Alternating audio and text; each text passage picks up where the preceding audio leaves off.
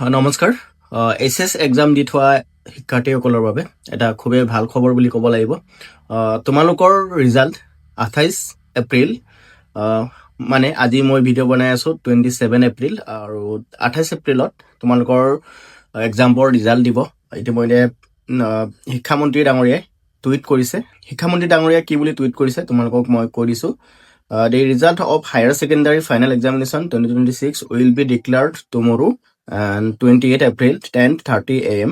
Following an official press conference at 7:30 a.m. My best wishes to all candidates waiting for their result. So এনেকৈ তেখেতে tweet কৰিছে। এতিয়া কথাটো হ'ল তোমালোকে ৰিজাল্টটো কেনেকৈ চাব পাৰিবা। মোৰ ভিডিঅ'ৰ ডেছক্ৰিপশ্যনত এটা লিংক পাই যাবা। তোমালোকে যেতিয়া ৰিজাল্ট ডিক্লেয়াৰ কৰিব তেতিয়া মই এটা লিংক দি দিম মোৰ ভিডিঅ'ৰ ডেছক্ৰিপশ্যনত। তাত ক্লিক কৰি তোমালোকে অতি সহজে চাব পাৰিবা, কাৰণ বেলেগ চাৰ্ভাৰৰ থ্ৰুদি গ'লে বা অফিচিয়েল যোনটো হায়াৰ ছেকেণ্ডেৰী যোনটো অফিচিয়েল ছাইডৰ পৰা গ'লে তোমালোকে চাৰ্ভাৰ ইছ্যু পাব পাৰে, কাৰণ বহুতে তাত ভিজিট কৰিব। গতিকে তোমালোকক মই এটা ছেপাৰেট লিংক দি দিম। সেইটো লিংকত ক্লিক কৰি তোমালোকে অতি সহজে তোমালোকৰ ৰিজাল্টটো চাব পাৰিবা, ঠিক আছে। আৰু তোমালোকক মই দেখুৱামো, কাৰণ এতিয়া ৰিজাল্টটো এক্টিভ হোৱা নাই, গতিকে মই দেখুৱাব পৰা নাই।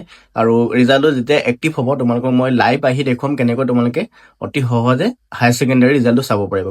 গতিকে তোমালোকে চেনেলটো ছাবস্ক্ৰাইব কৰি ৰাখিবা, তেতিয়া তোমালোকে নটিফিকেশ্যনটো পাই যাবা।